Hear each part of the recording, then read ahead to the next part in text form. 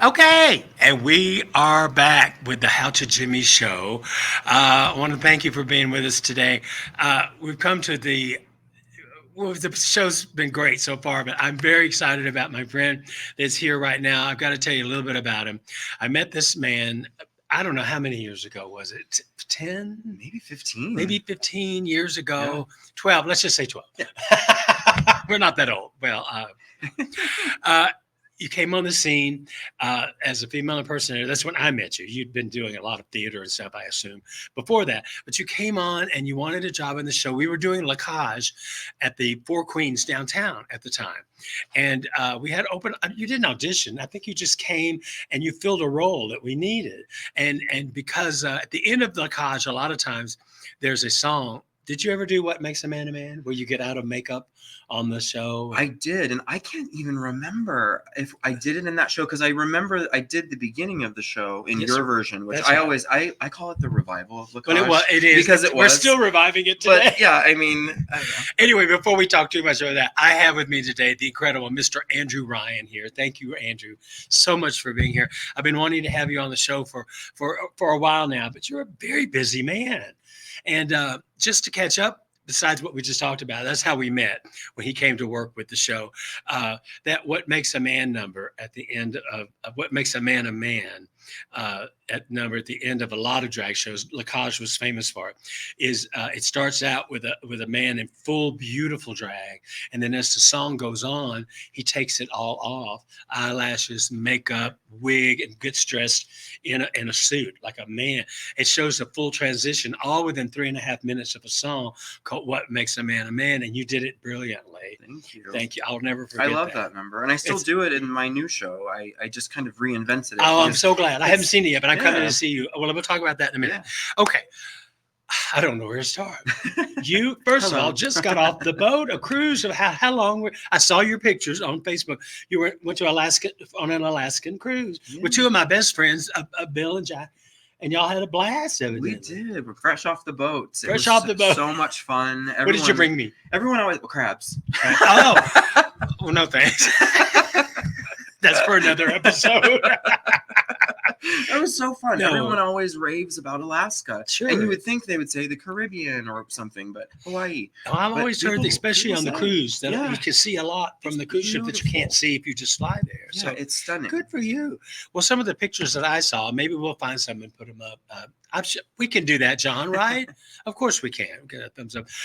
We're just beautiful, the four of you. And I know that the four of you are very close friends. Now, your husband is part of that as well. Yeah. Mention his name. Cody. You and Cody have been together.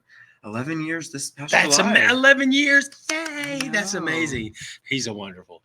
He But is. the four of you seem to get along so well. I see you go to all the different events and the shows, and you have what I've seen are tailgate parties, We like do. you're going to a football game. We have a tailgate. We're going to go see Lady Gaga. We're going to have a tailgate party in the garage, and you have champagne. You Yep. know, that's so fun. It is fun. Those guys are fun to hang with. They're so much fun. And I think the reason that we've come to be so close over the years is because Yeah. we see a lot of ourselves in them. You know, they've lived a full life That's and they're true. retired, and we're kind of just getting our lives and our careers That's true. started. And Sure. so in a lot of ways we see ourselves in them, and I think vice versa. So I think we bring out the best in each other, and I can see that. and have a lot of fun. and that's great. So let's get right to it. You are the marketing director for AFAN, AIDS for AIDS of Nevada. Now, I know you've been in that position for a while. You have backed that organization for as long as I remember.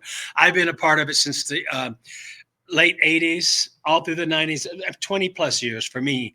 There's always an event, a fundraiser, something coming up with AFAN, and they never hesitate to call, and I never hesitate to go. I do my charity work.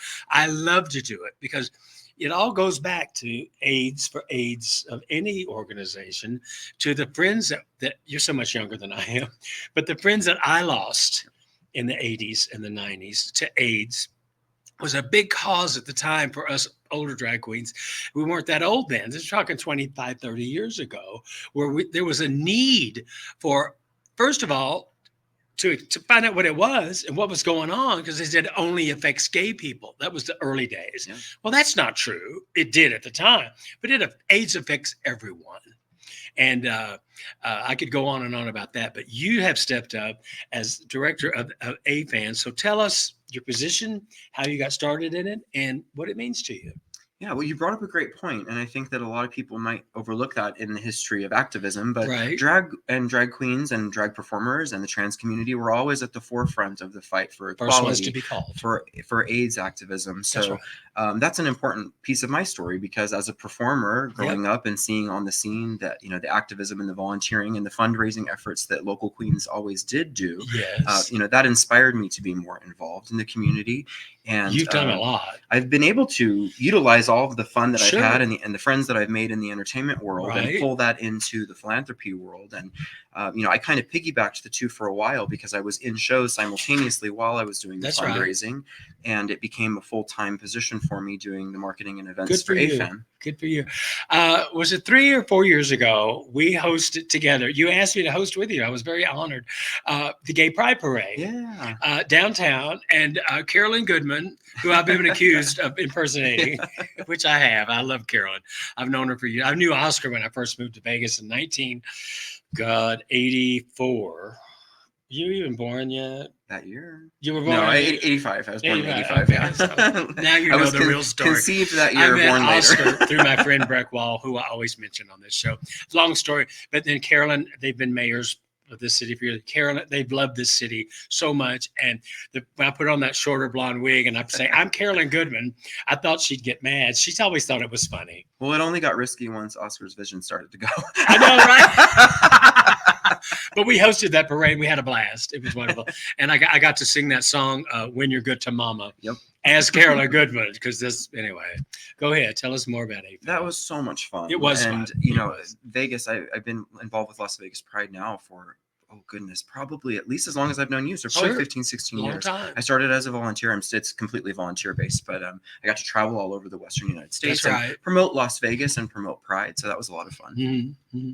So you've got your shirt on for the black and white party. I do. This is also hot off the press. I have a brand picture, new. John. I'm going to show from 3 years ago. I think it's at the Palms this year, right? It is. We returned to the Palms, and a lot of people don't know this, but when the black and white party first started years and years ago, Yeah. and this is our 38th Oh, black I was and going white to ask party. you that. Good. Yeah. Yeah, 40th tell us. anniversary of AFAN, the 38th anniversary of the party. So there was a little bit of a Sure. 2-year gap there. That's but, right. The first time it moved out of a private residence and into a big casino property Right. was at the original Palms.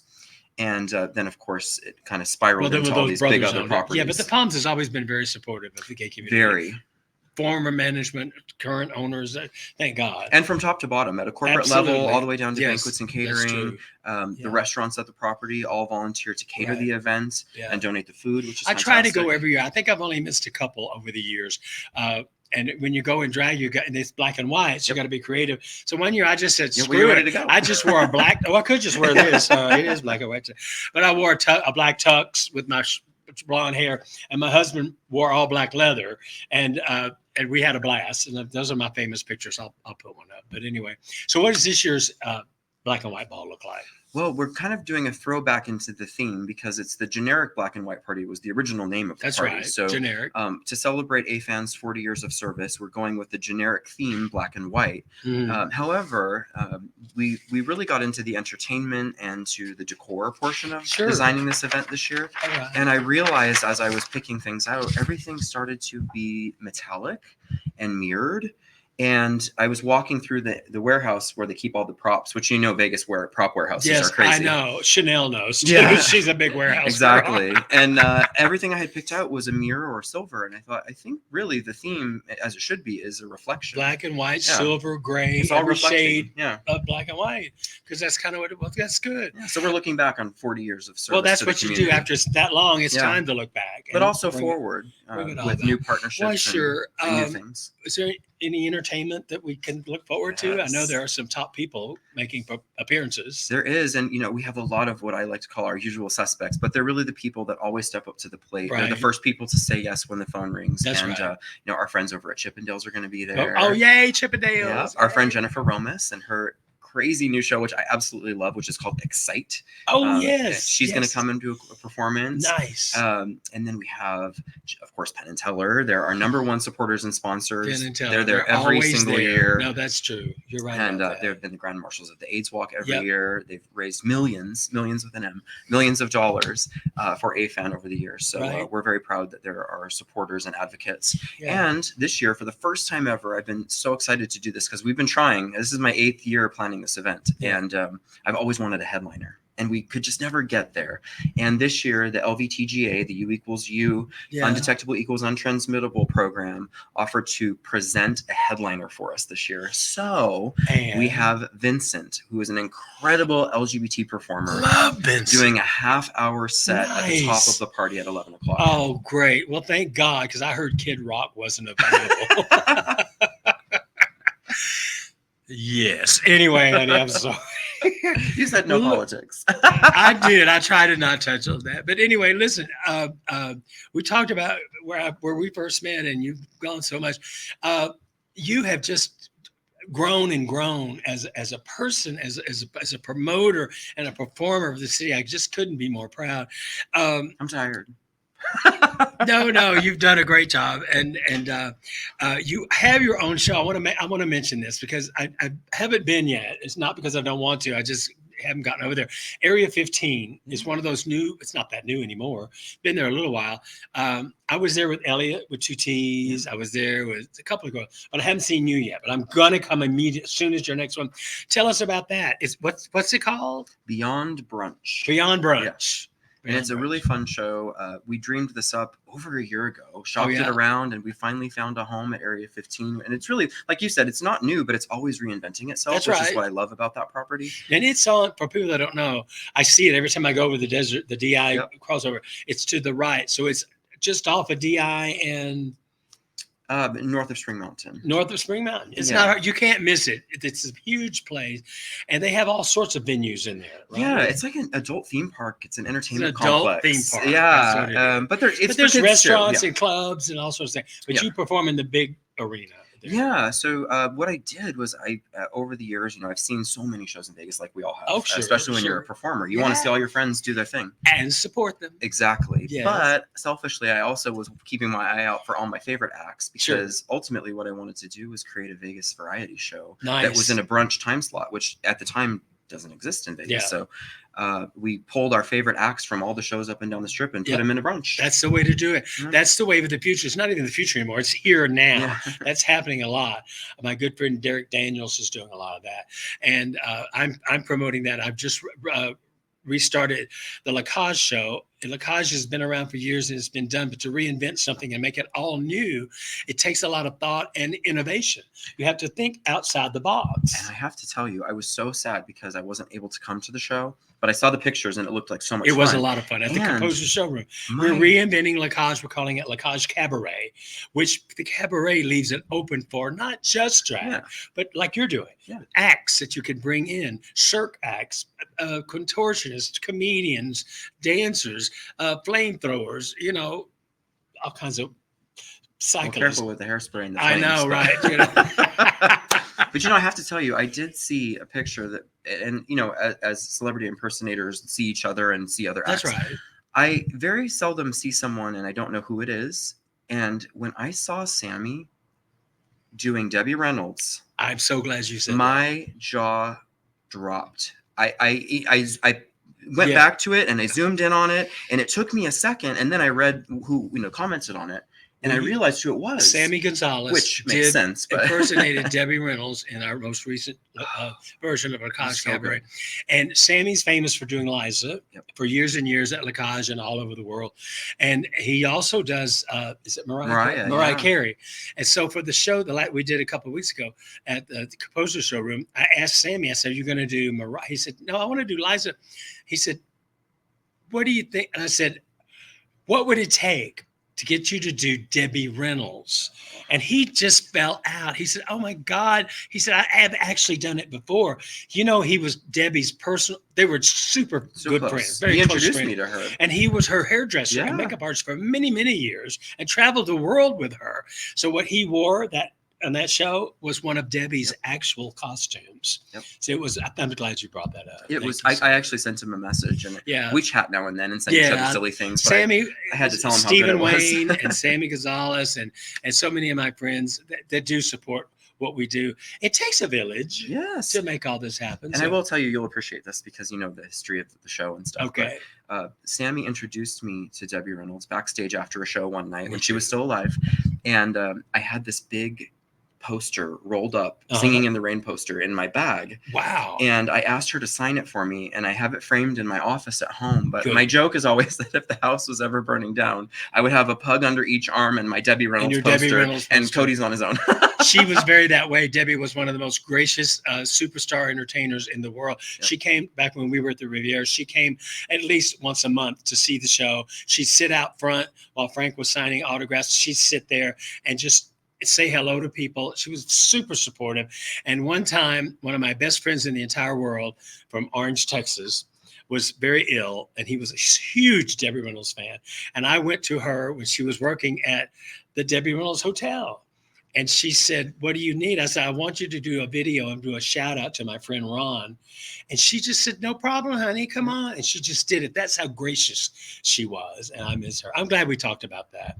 Let's recap you real quick, though. First, Area 15. You're there. What's your next show? We have shows scheduled all the way through October. Nice. Area15.com. You can head over to the website. Yes. It's a lot of fun, amazing food, and the performers are stellar. Black and White Ball is September 14th. Coming right up. Yep. And do you need tickets for that? You need to buy tickets in advance. Yeah. You probably get them at the door, but it's better to buy them. You can, but it's a lot easier. And we have a new ticket system that gives you a QR code ticket. Nice. Just like Ticketmaster or any of those other places. So if you go to afanlv.org, I'm sure you guys will throw up the link. But you can get the tickets still. And there's a range of ticket prices. You just do so much. It's hard to keep up with you. Listen, we're out of time, but I want to thank you, Andrew, so much for coming in. It's great to see you. I want to see the pictures from Alaska. Yeah. I saw the ones on Facebook. They're fabulous. Anyway, ladies and gentlemen, don't miss anywhere you can catch Andrew Ryan. Do it. It's a lot of fun. He knows what he's doing. I taught him everything he knows. I'm sure I did. I love you. Thank you, guys. We'll be right back.